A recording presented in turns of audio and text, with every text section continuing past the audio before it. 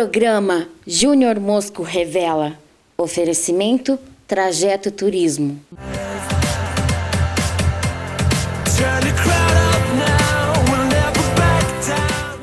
Todos que acompanharam Viajando com Júnior Mosco agora podem participar dessa grande novidade.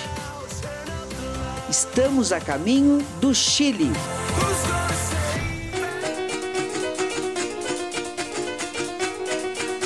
E para estar comigo, vá até a Trajeto Turismo e fale: quero estar no Viajando com Júnior Mosco para o Chile, ou ligue 3233-0259. Eu e o Chile estamos te esperando.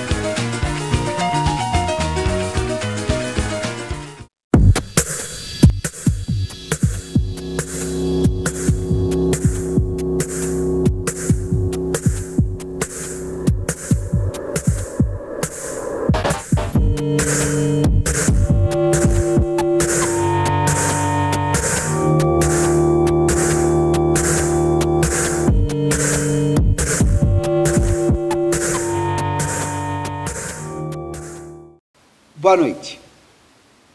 Advogado com 20 anos de profissão, o presidente da 24ª subseção da Ordem dos Advogados do Brasil, OAB, de Sorocaba, Alexandre Ogozuco, é nosso convidado especial de hoje, para tratar de assuntos desta profissão, feita entre o céu e o inferno, a profissão de advogado.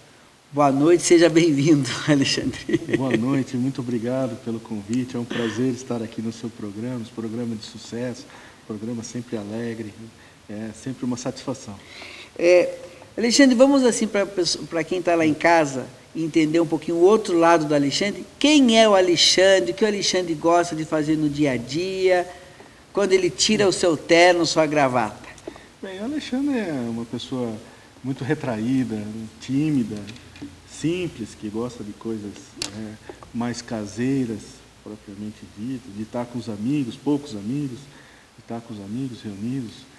O Alexandre é essa pessoa que, desde criança, nasceu em São Paulo, veio criança para Sorocaba, trabalhou na feira, fiquei bastante tempo vendendo tomates na feira com meu pai, meu falecido pai, saudoso pai. E depois fui galgando, sonhei um dia ser advogado, entrei na Faculdade de Direito de Sorocaba, me formei advogado. Depois eu sonhei ser professor de Direito e consegui ocupar esse espaço e exerço essa profissão já há mais de 12 anos. Um dia sonhamos ser coordenador de um curso de Direito, conseguimos chegar. E, recentemente, nós tivemos um sonho de presidir a Ordem dos Advogados do Brasil, e esse sonho se concretizou, já estamos iniciando o 2º mandato. Então, Alexandre é essa pessoa que acredita nos sonhos, porque sonhar é sempre bom. Uma das suas atuações, que não sei se todo mundo sabe, mas você defendeu uma advogada presa por ordem do então ex-presidente Fernando Henrique Cardoso. Você poderia falar um pouquinho sobre essa história? Eu posso. A maioria me conhece como advogado tributarista, porque desde os primeiros passos na faculdade me interessei por esta área e depois o meu escritório se direcionou e até hoje eu exerço a profissão de advogado tributarista. Mas também nós fazemos outras áreas, e esta foi talvez uma das maiores alegrias da minha profissão. Eu estava na OAB, na oportunidade, presidindo a Comissão de Direitos e Prerrogativas, quando no meu escritório recebi um telefonema sobre a prisão de uma advogada. E eu fui até a delegacia me inteirar. Vivíamos aquela época terrível do apagão no Brasil, no governo Fernando Henrique Cardoso, e o Fernando Henrique Cardoso, ex-presidente da República, veio fazer uma visita aqui à empresa Bardella. E a oposição é sempre salutar, eu acredito que não há democracia sem oposição, ela se organizou para fazer um protesto contra o apagão e contra o governo Fernando Henrique Cardoso, que geria aquela crise energética brasileira naquele momento. E, de repente, as pessoas estavam lá, todas com cartazes, com fantasias, Me lembro que tinha um cartaz assim, FHC, presidente das trevas. Presidente das trevas. Presidente das trevas. E a minha amiga, hoje amiguíssima, amicíssima, Maristela, estava lá, sempre oposicionista, né? Até socialista, para não dizer verdadeira comunista. Um abraço, Maristela. E a Maristela, então, um pouco mais exaltada dos protestos que exercia no seu direito de liberdade de expressão, na sua liberdade política e etc., de repente recebeu uma ordem lá de prisão de um comandante da guarda presidencial. E esse comandante, então, encaminhou a Maristela para a delegacia. E isto, né, se espalha como, né, o medo da ditadura, o Brasil saindo recente do processo ditatorial. E aí me ligou e com o maior prazer fui lá defendê-la.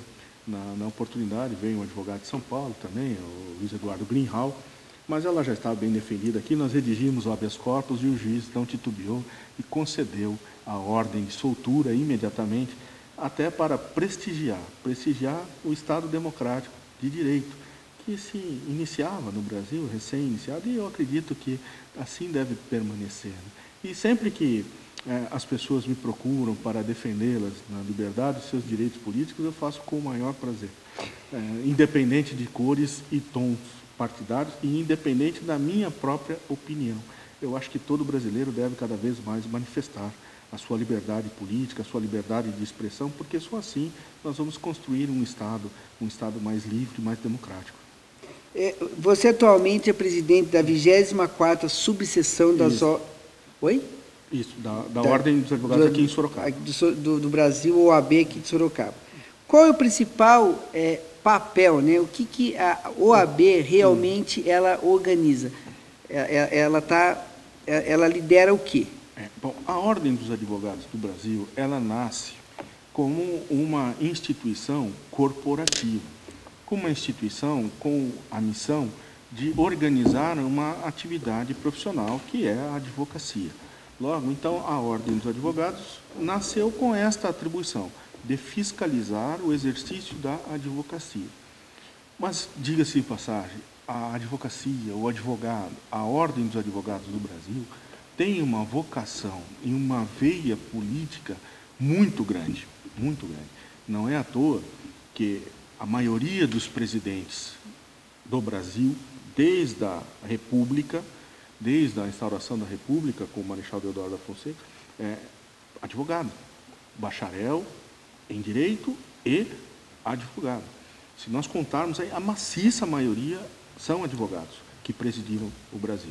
E a Ordem dos Advogados do Brasil, com esta vocação política que está dentro da carreira, ela também se manifestou nos grandes movimentos políticos do Brasil.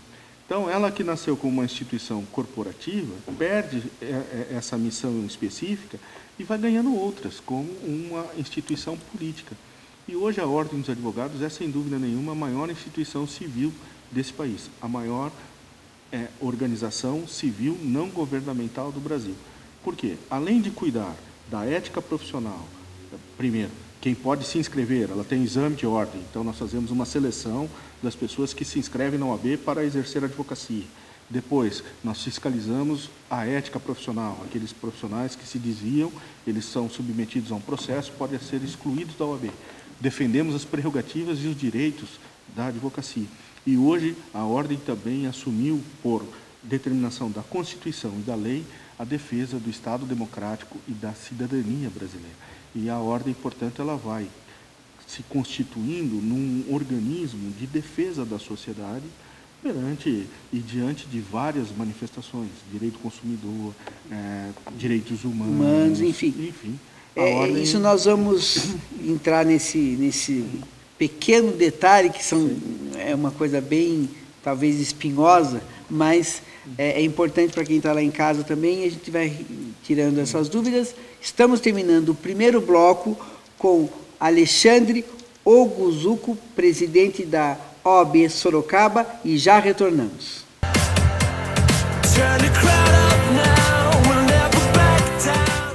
Todos que acompanharam Viajando com Júnior Mosco agora podem participar dessa grande novidade.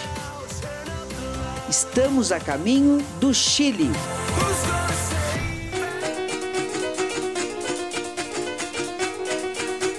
para estar comigo, vá até a Trajeto Turismo e fale: quero estar no Viajando com Júnior Mosco para o Chile, ou ligue 3233-0259. Eu e o Chile estamos te esperando.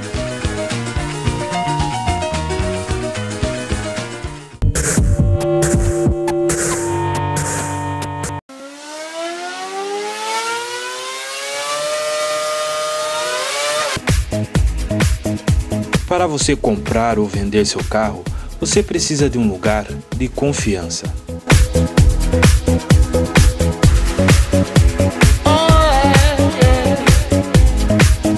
Open up your heart, what do you feel? Open up your heart, what do you feel? Is it real?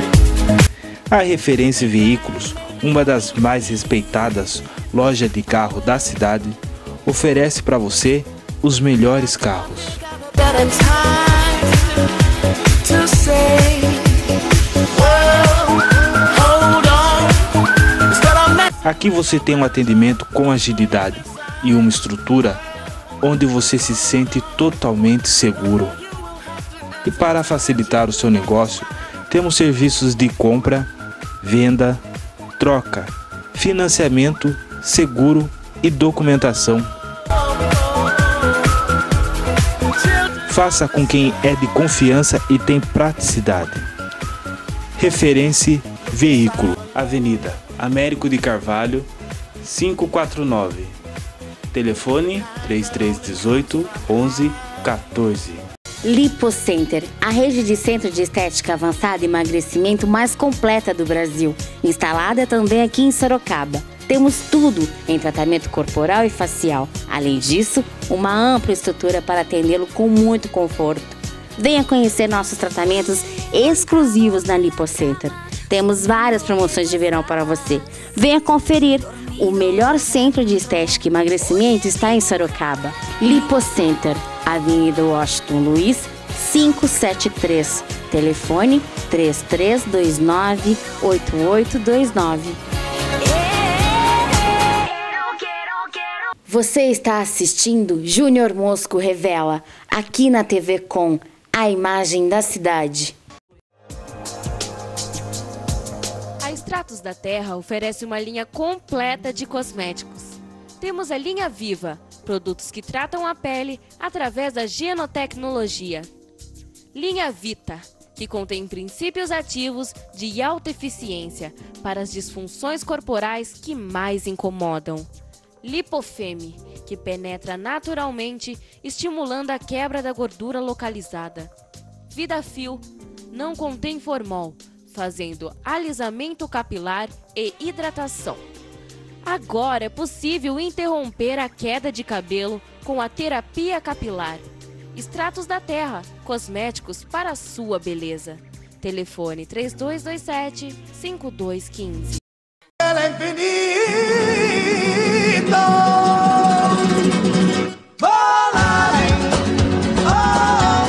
Ser bem atendido, em um ambiente agradável, com uma boa pizza, todo mundo quer. Agora você pode encontrar isso sempre na Pizzaria Ramal 10, uma pizzaria completa, com rodízios de terça a domingo, com pizzas que você tem que vir para conhecer. Pizzaria Ramal 10, 3233-9301, Rua Aparecida, 1361. Pizzaria Ramal 10.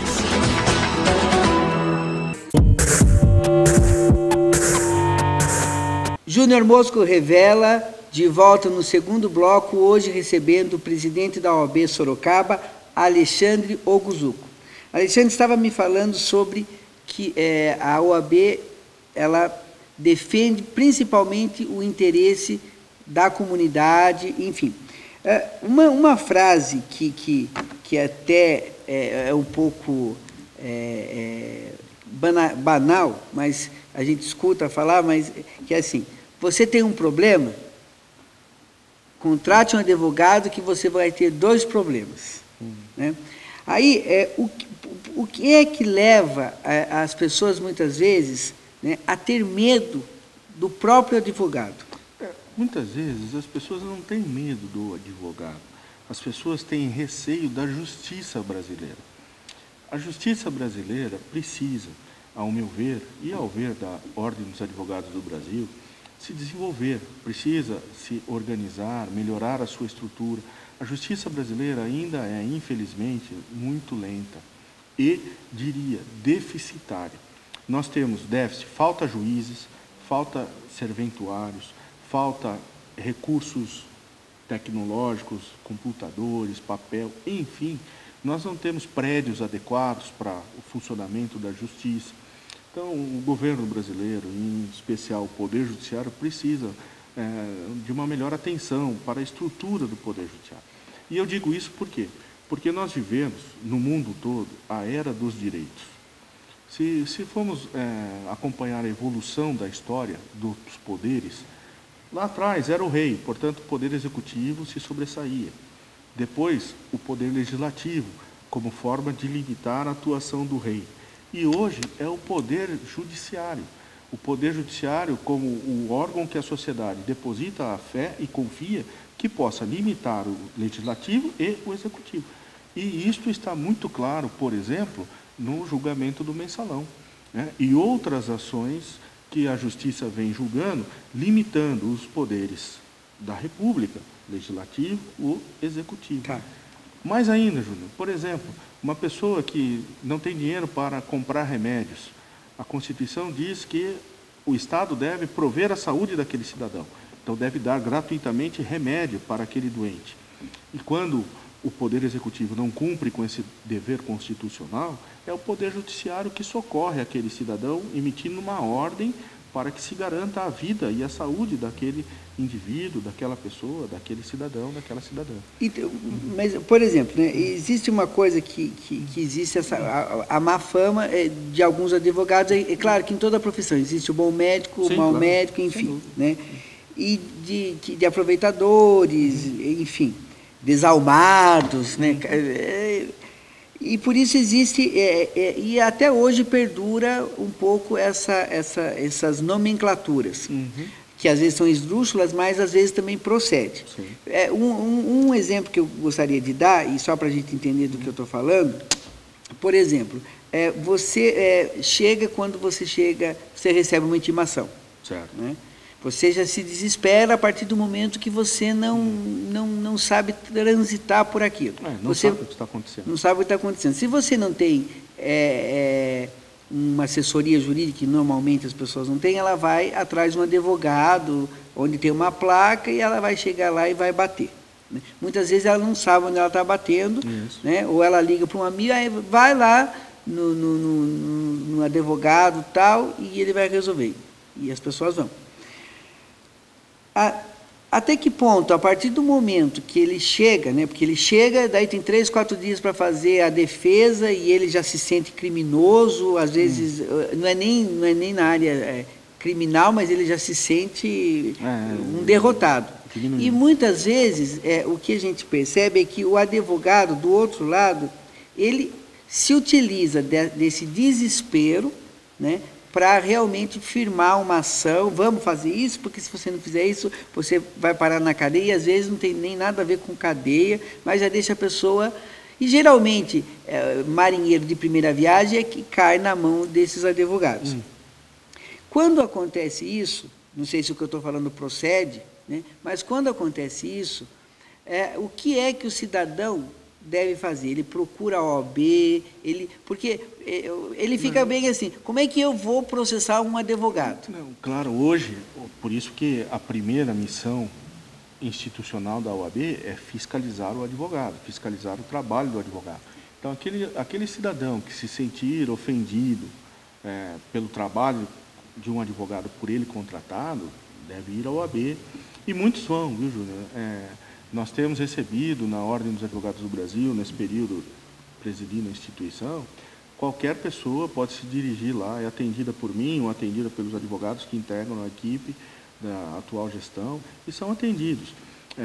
E em casos que comprovadamente existe ou há indícios, nós instauramos processos disciplinares contra os advogados e eles são punidos. né? Nós temos advogados sendo excluídos do quadro da ordem. Eu acho muito importante, porque eu acho que uma das coisas que veio deixar muito clara a profissão do advogado são as provas que estão sendo feitas. Então, a gente sabe que os advogados que estão hoje no mercado, nem todos, mas já estão com... Agora, eu posso afirmar seguramente, em 3 anos é uma medida boa para que eu possa passar essa informação com muita segurança. É uma minoria de profissionais que se desviam ou que desviam o comportamento e que produzem danos aos clientes. É muito pouco, são poucos os profissionais. A grande recomendação que nós podemos dar para o cidadão que precisa de um advogado, para a cidadã que precisa de um profissional, é que ela procure sempre uma pessoa de confiança, certo? Porque a advocacia está, a base da relação cliente-advogado é a confiança, Júnior. Por quê? Se perder a confiança... Vou te dar um exemplo. Qualquer problema que uma pessoa tenha com a justiça, ou porque não é com a justiça, na verdade, é com outro cidadão. Eu briguei com o meu vizinho, certo? Então, eu quero processar o meu vizinho ou vice-versa, certo? Então, eu preciso de uma orientação jurídica. Quem vai prestar é o advogado. E se eu consultar 3, 4 advogados, possivelmente eu vou ter 3, 4 opiniões diferentes sobre como solucionar aquele problema, certo? Por quê? O direito é objeto de interpretação. Quando eu leio a lei ela não tem um sentido único, ela tem vários sentidos. Interpretações, né? E quem diz a melhor interpretação, a definitiva, é o juiz. Certo? Então, eu posso falar para o meu cliente que ele tem direitos por conta disso, disso e disso. Um outro colega pode entender que aquele mesma pessoa não tem direitos sobre isso e isso. Por isso que a base da advocacia é a confiança que o sujeito deve depositar no profissional. Antes de contratar um advogado, ele deve pesquisar, ele deve investigar, ele deve conversar, se entrevistar com um advogado, né? E, principalmente, confiar no trabalho daquela pessoa. Porque, se não existir confiança, não é? Provavelmente haverá problemas no percurso do trabalho desenvolvido entre o cliente e o profissional. Porque, porque às vezes tem modismo, né? Tem uma época, né, que, por exemplo, se falava muito em assédio moral. Aí todo mundo vai atrás, acha qualquer coisa, pega qualquer advogado, e o advogado ele faz questão, vamos entrar nisso. Às vezes, tem muitas pessoas que já conscientizam o cliente, né? De, não, olha, não vai entrar porque isso não vai dar em nada.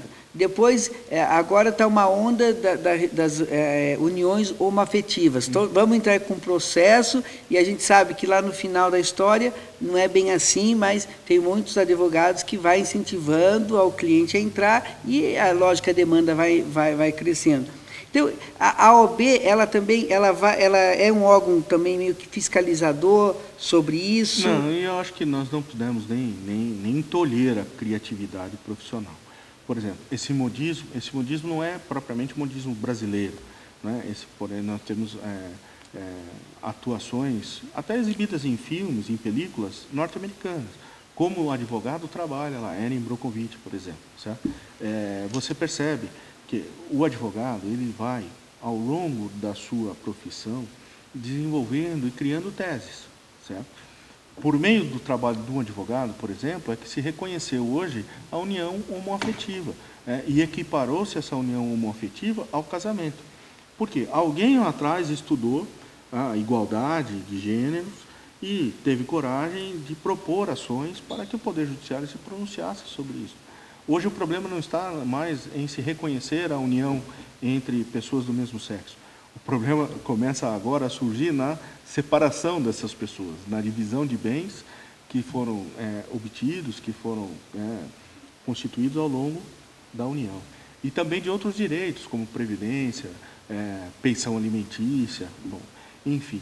Isto tudo é produto da criatividade do advogado, da advogada, e eu acho que isso é bom para o Brasil e é bom para o direito, né? Porque o direito não é um organismo estável, o direito não é um organismo morto, o direito é um organismo vivo.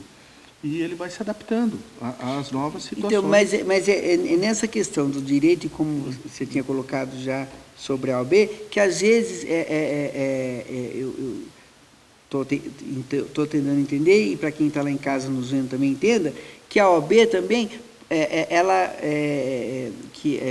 ela fica também a critério do desfavorecido. Quando eu digo desfavorecido, não financeiramente, mas assim, dá-se a impressão de sempre que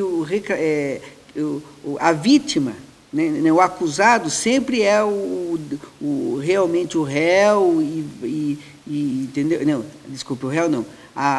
O réu, a vítima é quem denuncia, né? O réu é o que é acusado, é isso, né?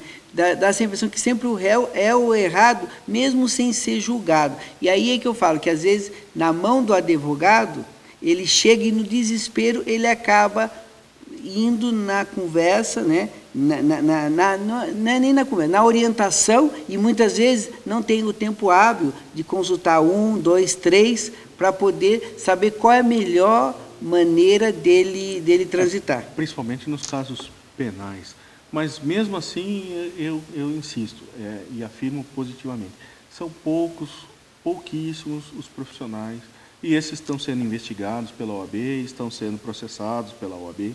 São poucos os profissionais que se aproveitam da aflição, do desespero da pessoa posta diante de um processo, diante de uma acusação, para tirar proveito, né? Proveito outros que não aquele decorrente da relação profissional. Existe, mas pode ter certeza, nós estamos processando. Estamos de olho. E estamos punindo. Então, estamos terminando o segundo bloco com o presidente da OAB de Sorocaba, Alexandre Oguzuko, que está de olho aí na demanda dos advogados. E já retornamos.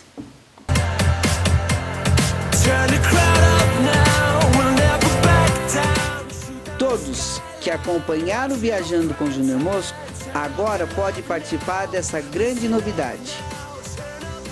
Estamos a caminho do Chile.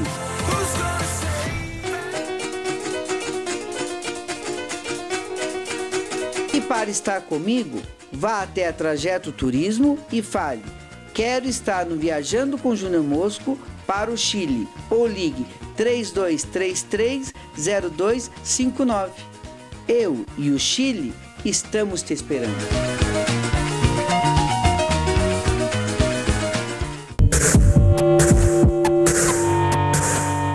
Com 16 anos de tradição, a churrascaria Boi Branco é a mais tradicional de Sorocaba. Com o melhor rodízio de carne, aqui você encontra sistema self-service, buffet de saladas, buffet de pratos quentes e buffet de sobremesa. Conquiste aqui o seu cartão de fidelidade e ganhe o seu rodízio. Comemore seu aniversário no Boi Branco com mais 4 pessoas e ganhe o seu de presente. O lugar mais tranquilo da cidade, conhecida como a churrascaria da família. Vamos comer um churrasco? O Boi Branco te espera na rodovia Raposo Tavares, quilômetro 105, sentido Araçoiaba da Serra. Telefone 3222-2838. Churrascaria Boi Branco.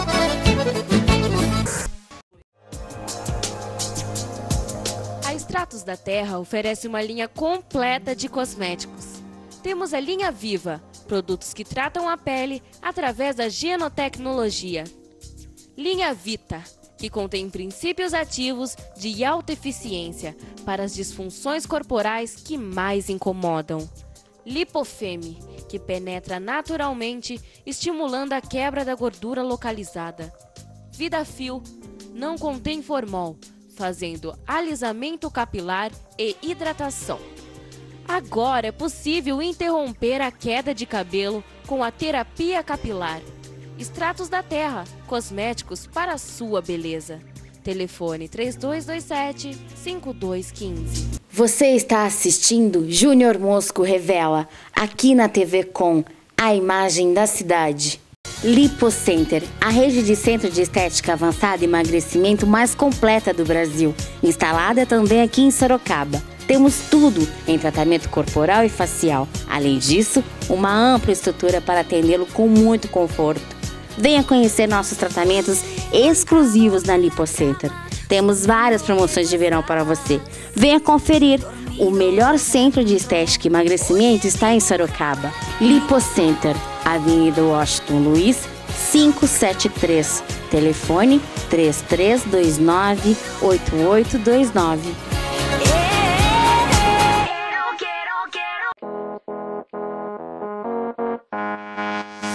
Para ter elegância e charme, você precisa de um vestir especial. Aqui você encontra toda a moda europeia, as melhores marcas brasileiras e todas as tendências de primavera-verão com preços acessíveis.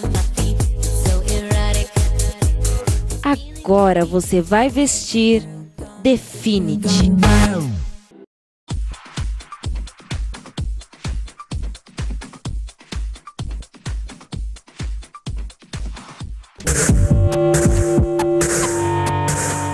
De volta no terceiro bloco, hoje aqui Júnior Mosco Revela recebendo o presidente da OAB, Alexandre Oguzuko.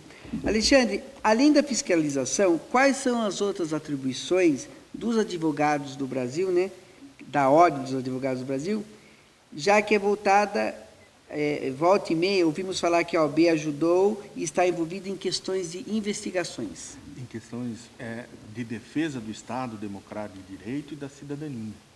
Tudo aquilo que afeta o que nós chamamos de Estado Democrático de Direito, defesa da lei, da Constituição e da cidadania, a ordem pode e deve interferir. E aí nós temos vários exemplos. Por exemplo, um deles, a interdição da antiga FEBEM aqui em Sorocaba, se deu por uma ação promovida pela Ordem dos Advogados do Brasil. Nós fizemos um trabalho investigativo no conjunto hospitalar aqui, no Hospital Regional de Sorocaba, entregamos um relatório ao órgão competente, que é o Ministério Público na época, e depois redundou nessas investigações que nós tivemos. A Ordem dos Advogados do Brasil, recentemente, foi fazer uma visita, uma fiscalização numa clínica de dependentes químicos, tratamento de dependentes químicos, onde havia denúncias de abusos, de maus tratos de pessoas lá. Então, ela funciona também como uma ação fiscalizadora. Como agente fiscal. De regulamentação. Ela vai e tem essa ação. Ela na verdade, como posso dizer, né, um braço dos órgãos que podem fiscalizar, como o Ministério Público, como o Poder Judiciário. Né? Ela tem autonomia e independência e ela atua para defender a cidadania e o Estado Democrático. E isso a OAB ela tem uma equipe de advogados. Nós temos. E tem junto, por exemplo, quando vai ver uma ação de idosos, tem um assistente social que acompanha, não são formados única e exclusivamente por advogados. Aqui em Sorocaba nós temos 42 comissões. Tá. E estamos querendo criar, agora até março, mais 4 comissões, o que levaria o número para 46 comissões. Por exemplo, Comissão de Direito e Defesa do Idoso. Nós temos uma comissão... Que é importantíssima, né? Eu acho, assim, até um parêntese sobre isso que eu gostaria de falar. Eu acho que se fala muito na criança, que a gente deve prestar atenção, se fala muito no adolescente, e o idoso, né, muitas vezes, ele está sendo negligenciado, né? O neto pega a pensão e deixa ele abandonado, enfim. E eu acho isso que você falou dessa comissão do idoso, eu acho isso de suma importância, porque o idoso, não sei se eu estou enganado, mas assim, muitas vezes ele já está esquecido porque ele não dá dividendos políticos. Está certo. Né? Então ele já nem votar vai, então já vai, né, ir embora daqui a pouco, né, vai para o andar de cima, então fica esquecido. E eu acho que não é isso, né? O idoso ele tem que ser valorizado, porque nós todos vamos chegar lá, e muitas vezes isso é esquecido. Então, a OAB está... a OAB está, por exemplo, nós temos atuado... Isso é muito importantíssimo. Temos alguns procedimentos na defesa de alguns interesses de idosos aqui em Sorocaba. Tem a questão que eu acho que precisa ser mais debatida em Sorocaba e no Brasil, que é o direito de alimentos dos idosos em relação aos seus filhos, aos seus netos, porque eles têm esse direito recíproco de alimentos, né, de cuidados. Logo, nós temos a comissão, por exemplo, da Direitos Humanos, a mais famosa hoje da atuação da OAB, Direitos Humanos, mas nós temos mais, Comissão de Saúde, certo? Nós temos Comissão de Segurança Pública, nós temos Comissão da Adoção da Criança e do Adolescente, enfim, são 42 comissões. Dessas 42, a grande maioria das comissões, Direito da Mulher, ela envolve assuntos e aspectos da sociedade e não propriamente da advocacia. Mais uma dúvida, você falando dessas comissões. as associações, as ONGs que trabalham, né, e ela tem uma dificuldade, por exemplo, com assuntos jurídicos. Ela pode procurar a OAB tem um departamento que cuida, que colabora, como que é isso? Nós temos uma comissão, por exemplo, específica de terceiro setor, que presta assistência e auxílio às instituições desse segmento, né? As ONGs, OCIPs e etc. Elas têm que se inscrever ou não? Basta ligar Precisou lá, agendar um horário, telefone é 3228-1134, basta ligar, agendar o horário, o presidente da comissão atende com maior atenção, e nós temos também outras comissões que podem auxiliar essas ONGs.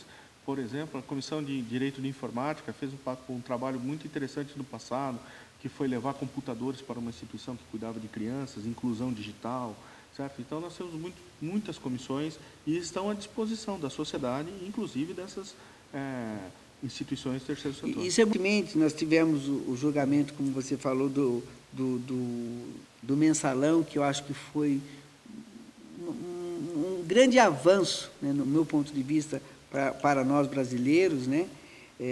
E também tivemos a lei da ficha limpa, que foi uma conquista importante. Mas o que ainda precisa mudar na política brasileira, né, de acordo com a OAB? Bem, o que eu acho que precisa mudar, né? Aí eu vou falar o pensamento do Alexandre, presidente. A instituição tem que debater e amadurecer mais as ideias, criar ações mais específicas nesse sentido. O que precisa mudar, na verdade, agora, a partir da lei do ficha limpa e a partir do mensalão, é a cultura política, a experimentação, né, desse novo instrumento chamado ficha limpa. Muitas pessoas, elas me procuraram a ordem, procuraram opiniões, e eu tenho dito o seguinte: a lei do ficha limpa, a lei não é para hoje. Nós não mudamos uma cultura, nós não mudamos um estado político de séculos, né, da noite para o dia, apenas com uma lei. A lei de per si, a lei sozinha, não altera absolutamente nada. Essa lei ela precisa ser, primeiro, interpretada, aplicada, enfim, experimentada. É uma lei que, se permanecer vigente, vai dar muito resultado futuramente para o povo brasileiro e para a política brasileira. Por quê? Na minha opinião, o grande espírito dessa lei, a grande mensagem desta lei é acabar com a ideia do que rouba mais fácil. Certo? Aqueles políticos que permanecem e permaneciam nos cargos por anos e anos. Vou dar um exemplo: José Sarney, 54 anos no Congresso Nacional. Certo? Aqueles políticos e outros tantos que tiveram mais próximo de si essa marca do rouba mais fácil. E a pergunta é: por que eles são sempre eleitos, né? Porque nós não tínhamos uma legislação para impedir a candidatura dessas pessoas. Agora nós temos uma legislação. E aquele que assumiu os cargos agora, prefeitos que foram empossados em 1º de janeiro e outros que virão, eles começam a pensar melhor nas suas ações como gestor da coisa pública, né? Porque se de repente ele pratica algo errado, alguma atividade ilícita durante o seu governo, ele vai cair num processo, vai ser condenado e vai, então, incidir a ficha limpa lá. E qual é o papel da ficha limpa? Impedir que essas pessoas se candidatem no futuro. E isto tira da política aquele que, perante a população, rouba mais fácil e por isso que recebe continuamente votos. Eu acho que o que nós precisamos é acreditar na lei do ficha limpa e experimentá-la. E o resultado não é para agora, o resultado ainda é para o futuro. O tribunal começou a julgar, começou a interpretar a lei, muitas coisas irão mudar, e eu tenho certeza que o espírito dessa lei, na minha opinião, é esta: que daqui para frente, os administradores, prefeitos, governadores, presidente, deputados, senadores, enfim, vereador, ao assumir o mandato, cumpram o mandato obedecendo à lei, ou mais próximo daquilo que determina a lei, para não incorrer em condenações. Fica entender que atrás dele existe uma lei e essa lei vai ser... Isso. Ele não está acima, porque até então exatamente, os políticos se achavam, não todos, mas uma grande maioria, se achavam acima da lei, né? Ela não vai... E, complementando o espírito da lei do ficha limpa, veio a decisão do Supremo Tribunal Federal. Muito embora a maioria dos ministros, a maioria esmagadora dos ministros, serem nomeados pelo governo do PT, né? Esses ministros, mostrando independência e autoridade, decidiram e julgaram imparcialmente ou sem aquela pretensa e, muitas vezes, ideia que nós tínhamos aqui e acolá na cabeça do povo médio, nos arredores, né? Nos bares, nos clubes, na sua casa, e isso não vai dar em nada. Vai acabar em pizza, não acabou em pizza. E não acabou em pizza. Então, nós temos, aliado à lei do ficha limpa, essa posição de independência do Poder Judiciário, que é muito bom e que vai produzir efeitos futuros, Júnior. Estamos terminando o terceiro bloco. O Júnior Mosco revela, hoje recebendo o presidente da OAB de Sorocaba, Alexandre Oguzuko. Já voltamos.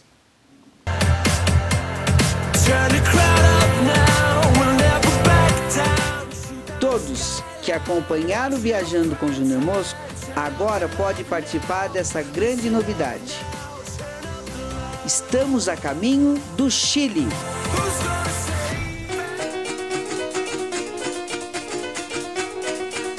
E para estar comigo, vá até a Trajeto Turismo e fale: quero estar no Viajando com Júnior Mosco para o Chile, ou ligue 3233-0259. Eu e o Chile estamos te esperando.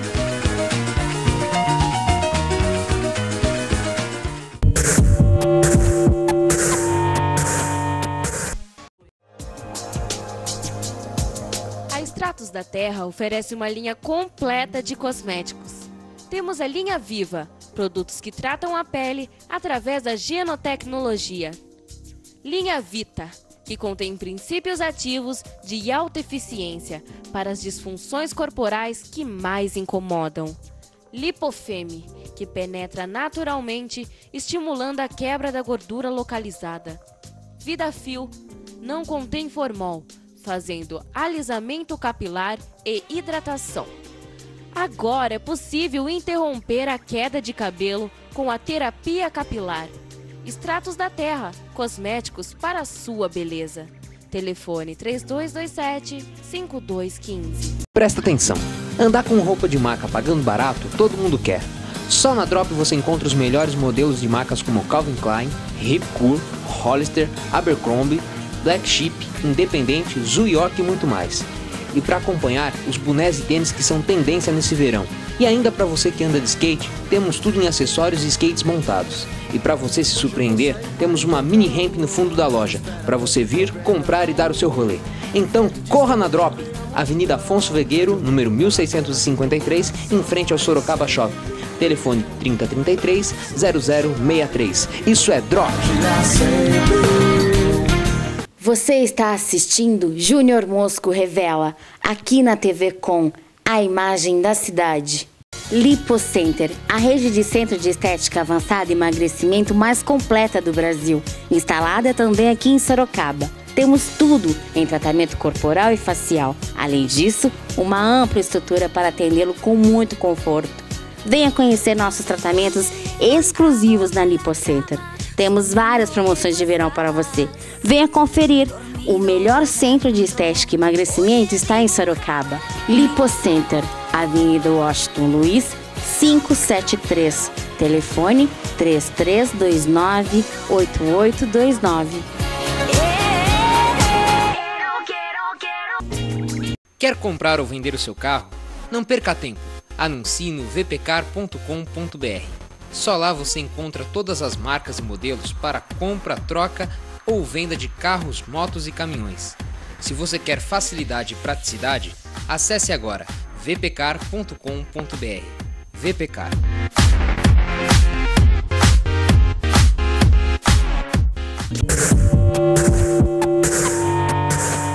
De volta no quarto e último bloco, hoje recebendo o presidente da 24ª subseção da Ordem dos Advogados do Brasil, aqui de Sorocaba, Alexandre Oguzuko.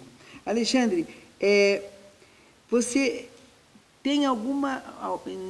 O que é que nesse momento está acontecendo e que a OAB está tentando ajudar, colaborar em termos de leis ou de ações? Nós estamos vivendo um momento importantíssimo, que é a transformação do Poder Judiciário. O tradicional papel em Poder Judiciário digital. O Poder Judiciário do Estado de São Paulo está implantando o processo digital.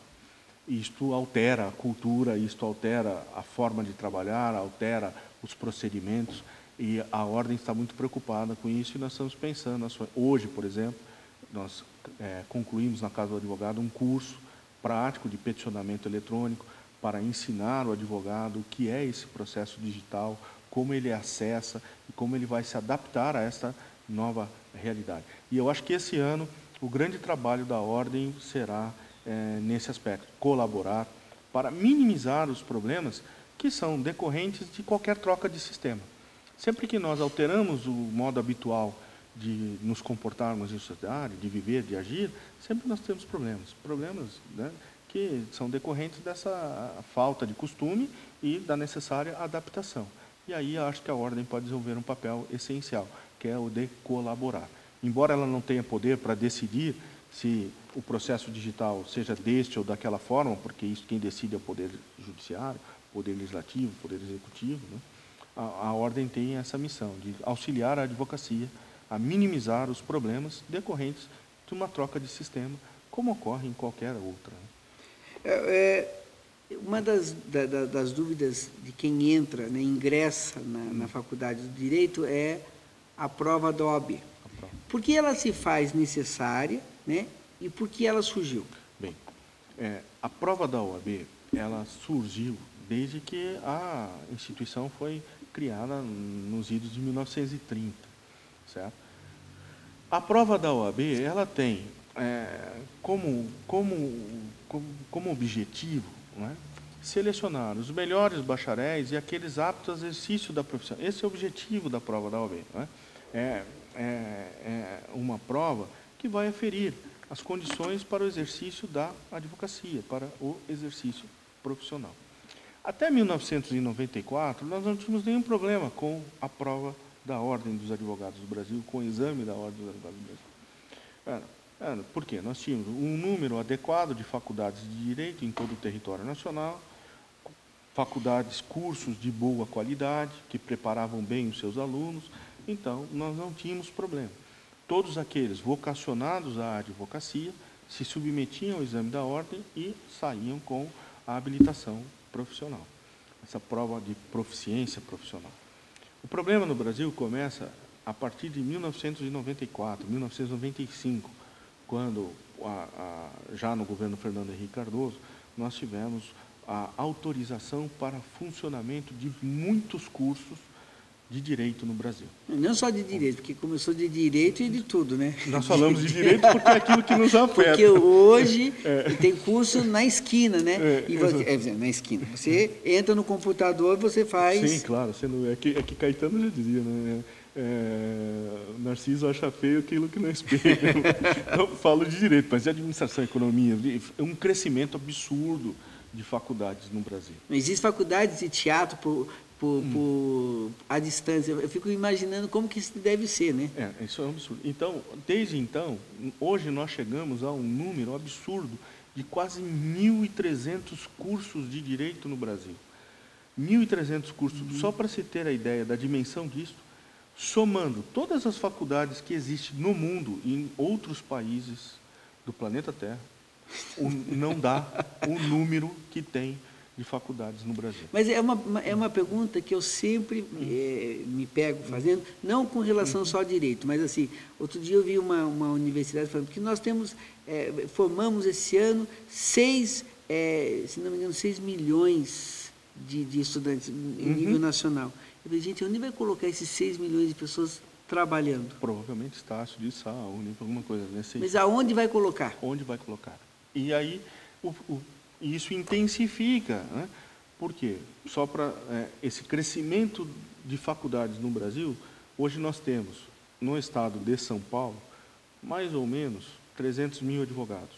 No Brasil, 600 mil advogados e advogadas. E mais de 1.300.000 bacharéis querendo advogar. Então, o que nós tivemos desde 94 para cá? A criação de faculdades sem condições de ensinar e de formar pessoas. E isto trouxe um problema sério, porque quanto mais você forma, por 8 milhões, certo? 6 milhões, e nós temos 1.300.000 bacharéis que estão com diploma na mão e que não conseguem aprovação no exame de ordem. Outro dia, um aluno, em sala de aula, estava lá questionando sobre o exame da ordem, né? Como sabia que eu era presidente, então quis me afrontar, ou afrontar a situação, não pessoalmente, não tem nada pessoal comigo, mas sempre aquelas críticas, tá? E já um aluno de 10º período, às vésperas da colação de grau. Perguntei para ele, então vamos fazer só uma análise, estabelecer uma dialética, certo? Para passar no exame da Ordem dos Advogados do Brasil, quantos livros um bacharel de Direito tem que ter lido durante os 5 anos de faculdade? Certo? Ele parou, disse, professor, não sei. Então vamos desenhar no quadro, né? Bom, Direito Civil, cai no exame da OAB? Cai. Então, são 8 livros que o bacharel tem que ter lido, no mínimo 8. Direito Penal, cai na OAB? Cai. Então tem que ter lido mais 3 livros, no mínimo 3 livros. Direito Tributário, cai, então tem que ter lido mais 1.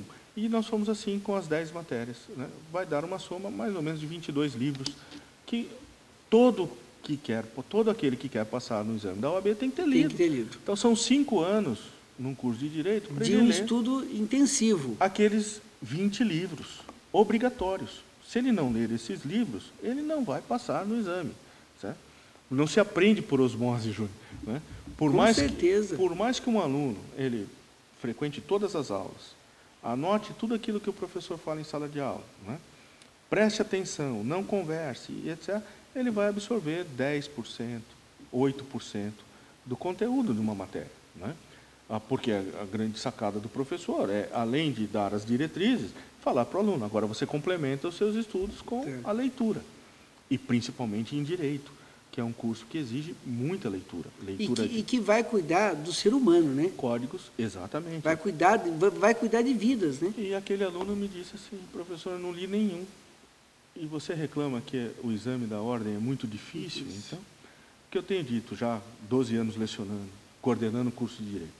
Aqueles alunos que leem a bibliografia básica do curso, que estudam, estudar significa ler esses livros obrigatórios, ele passa no exame, certo? Com muita facilidade. Pode enroscar aqui, pode enroscar ali, uma falta de sorte, ou um dia que aquele estudante não está muito bem, psíquica ou fisicamente, certo? Mas no terceiro ele vai passar tranquilamente. Agora, aqueles milhões, milhares, milhões, não é? Que vão para comprar um diploma, e essa é a verdade, não é? Outro dia um professor me contou uma anedota, eu achei muito engraçado, né? O aluno quer comprar o diploma, a faculdade quer vender o diploma, e de vez em quando, no meio do caminho, no meio entre eles ali, aparece um professor chato para atrapalhar o negócio. Mas hoje o que me parece é que as universidades, com ressalvo, né, se transformou num grande negócio. Porque assim, o aluno ele está fazendo, né, o curso de graduação, já está sendo oferecido para ele após o MBA, o mestrado e assim vai, né? Quer dizer, ele é um contínuo. E assim, cada vez facilitando mais, ensinando menos, né, a faculdade ganhando mais, a universidade ganhando mais, e o cidadão cada vez mais despreparado. Eu acho que isso vai ter que ter um fim, né? Exatamente. Porque para onde é que vamos? Então, eu tenho dito que o exame de ordem, nesse contexto de 94, de 1.300 faculdades, mais que o resto do mundo, certo? Passou a ser um problema, porque ele é um empecilho, né? Ele está ali a selecionar aqueles que têm um mínimo de preparo. Eu não vou dizer aqui, e estou muito longe de afirmar, de que quem passa no exame tem condições de exercer, ou que será um bom profissional. Não é isso. E quem não passa também não está apto, não é isso? Não é isso. O exame é só um elemento de aferição da proficiência que o aluno deve ter aprendido nos 5 anos de faculdade. Alexandre, você me falou no início do programa que nós estamos vivendo a era dos direitos. A era dos direitos. Dentro dessa era dos direitos, como, não sei agora se é como o Alexandre vai me responder isso, ou como o presidente da OAB, dentro dessa massificação que está acontecendo com a educação, né? Porque os cursos estão aí feito à distância. Você paga R$100 e poucos, R$90 e poucos, você consegue um diploma, sendo que a gente tinha que estudar muito, ralar muito, fazer proficiência de línguas para conseguir chegar numa universidade. Hoje, tem até algumas assim, não saia de casa, a universidade vai até você. Não sei agora se é o Alexandre ou o presidente da OAB que vai me responder isso. Existe um olhar de leis ou legislativo para isso, para meio que combater, porque num determinado momento isso me parece que chega a ser até meio que uma banalização, uma corrupção, porque ele está enganando o cidadão, porque o cidadão não está aprendendo. Ele vai ter um papel, vai ter um diploma, e o que ele vai fazer com aquilo? Esse é o grande problema do Brasil, Júlio. Este é, talvez, aquilo que o Brasil não realizou e outros países realizaram no processo de redemocratização. Por exemplo, o Brasil trouxe estabilidade econômica, desenvolvimento econômico, desenvolvimento social, ações sociais como Bolsa Família, porém, deixou a saúde, eu acredito que desde 88 melhorou muito no Brasil, embora ainda não seja aquela saúde que todos desejam, e nunca será, o sistema público sempre terá uma falha ou outra, certo? Mas ela melhorou muito de 88 para cá, mas a educação não. A educação, ela retrocedeu, certo? Não existe no Brasil hoje, não existe uma preocupação com a educação, não existe um olhar do Poder Executivo, do Poder Legislativo, do Poder Judiciário e também das instituições civis, como a OAB e outras, um olhar mais profundo sobre a educação. Mas existe essa consciência que essas pessoas estão sendo lesadas? Existe uma consciência, mas é pouca ainda. Porque elas estão sendo lesadas. Se a gente olhar... Do aluno? Do aluno? Só quando ele é reprovado na OAB. Só quando ele já cumpriu o ciclo. E aí ele é reprovado na OAB, ele cai no desespero. Certo? Aí ele percebe, alguns percebem, né? Que perderam tempo durante toda a sua vida de estudante, né? E isso é muito triste para a OAB, né? Para um exame de ordem dar essa conotação, é muito triste, né? Certo? Alguns percebem, outros não, outros criam instituições aí para criticar a OAB, porque é a OAB que está errada. Mas a OAB é só uma fagulhazinha dentro desse processo pedagógico, porque a criança ela entra na escola, passa por um processo de progressão continuada, não existe mais provas, certo? E ela vai, da mais tenra idade que ela ingressou na escola, até o final da sua adolescência, sem reprovar, porque se reprovar sai da escola, e o problema da escola hoje virou inclusão e não exclusão, sai da escola, sem aprender, semi-analfabeto, vai para a faculdade. As faculdades, pelo número, não tem mais vestibular, porque há mais candidatos, há mais vagas do que candidatos. Então, basta preencher uma ficha, pagar e ingressar nessas instituições. Derrubou a RG, está escrito, né?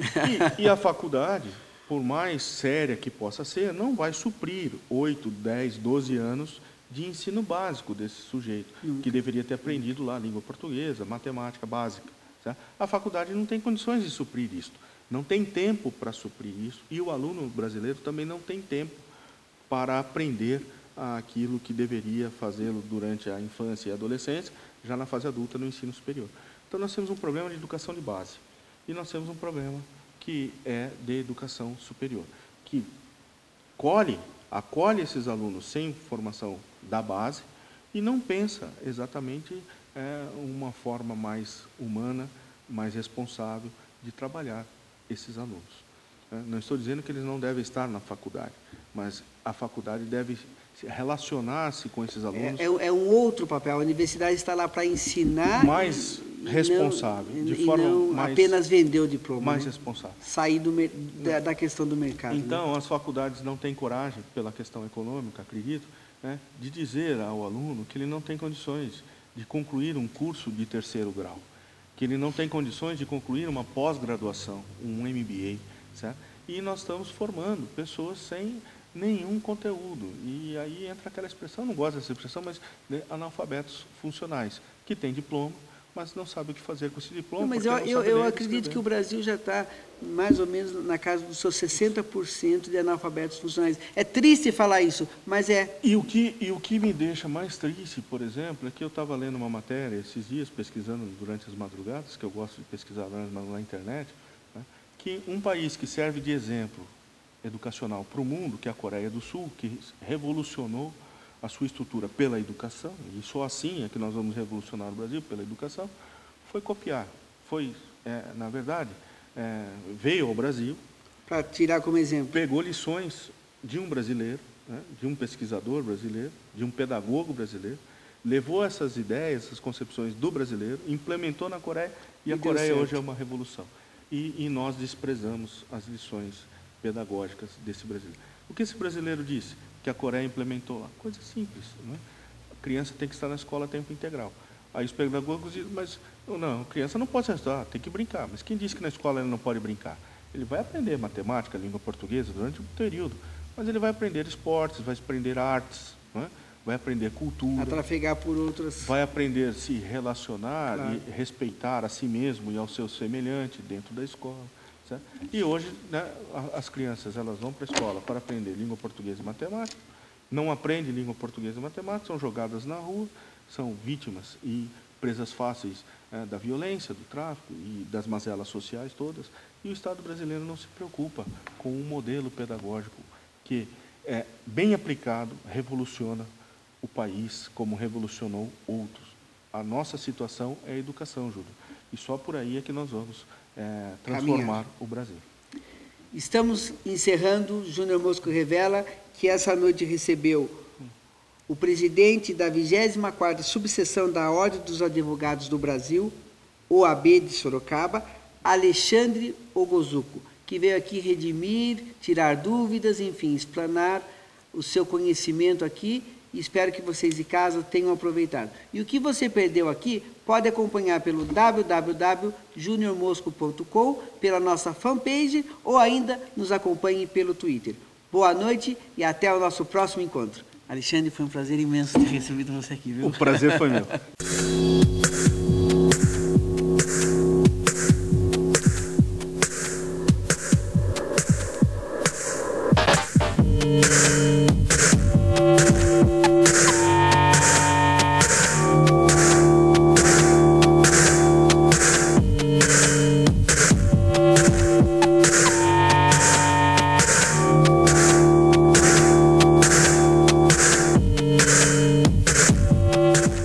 Você assistiu Júnior Mosco Revela. Oferecimento Trajeto Turismo.